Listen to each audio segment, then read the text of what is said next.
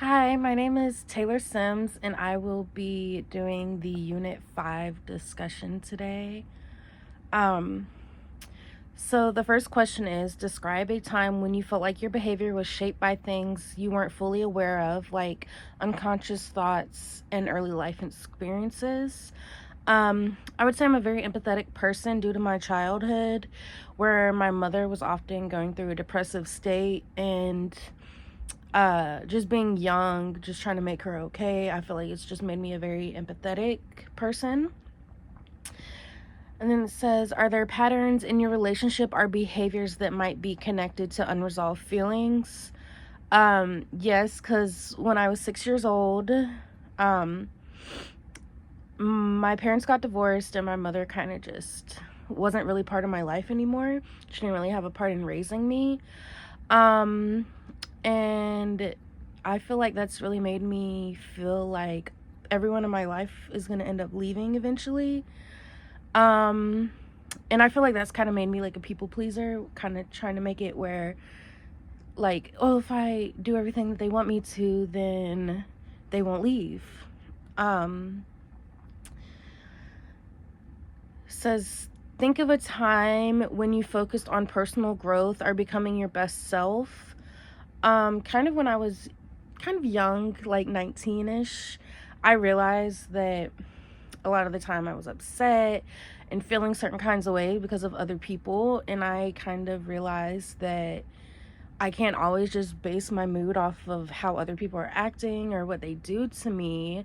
Otherwise, I'm just going to be upset all the time. So I really worked on that and kind of also understanding other people's kind of like sides of the story and their feelings. Um, says, what challenges did you face? How did unconditional positive regard from others influence you?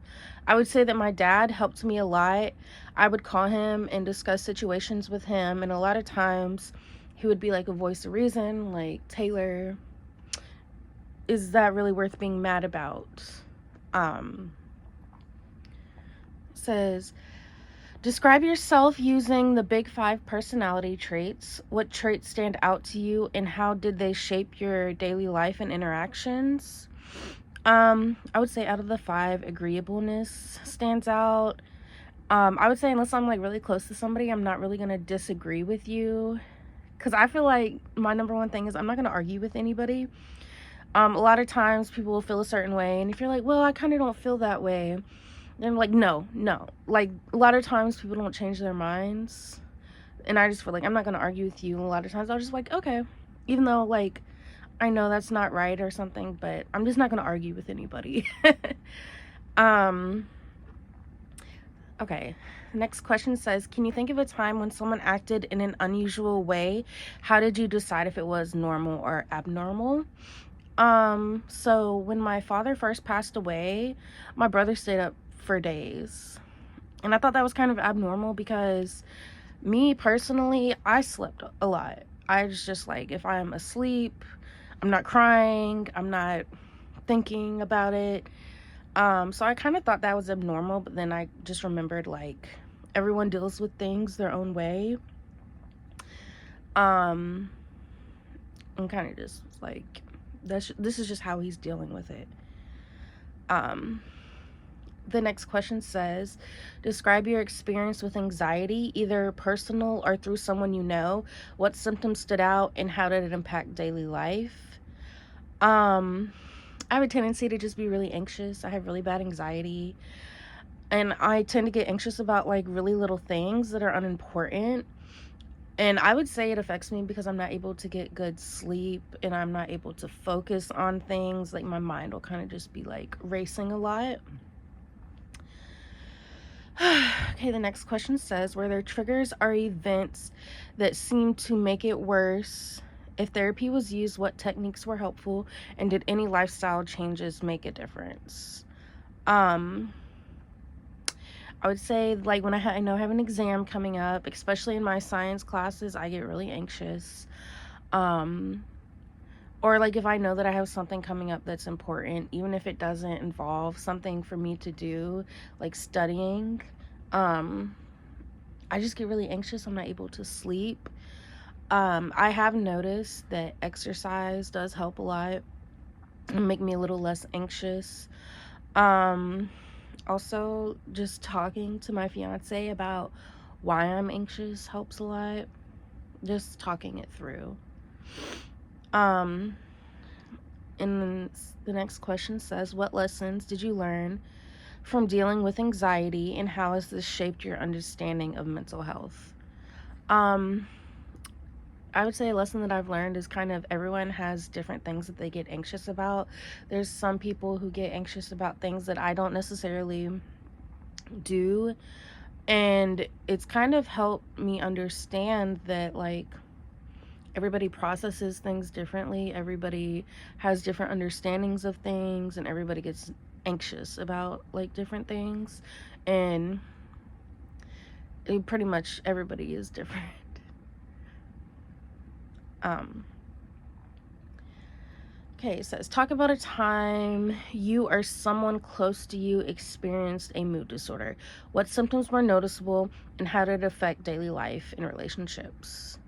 So, when my dad passed away, my brother and I, we were both very depressed. He pretty much raised us as a single father from the time I was 6 and my brother was 8. Like I said, I slept all the time. I didn't want to talk to anybody. I had no motivation to do anything. And this kind of affected some of my relationships because a lot of my friends would reach out to me, how are you doing today? Almost every day. And a lot of times I wouldn't reply just because I wasn't in a mental state. I didn't really want to talk about it with them.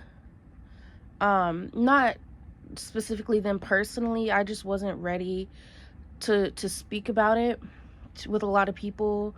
And it actually became very overwhelming having so many people reach out to me. And that kind of made some people feel like, what the heck, because I'm trying to be a good friend and you're not responding at all. But I think in the end, they kind of understood a little better that it was something that I kind of had to go through by myself, and come out on the other end of it. But it took a second for them to understand that because none of my friends had been through something so traumatic like that yet. Um, it says, what coping strategies help manage it, like exercising, journaling, and support from friends or family? How did the supports help?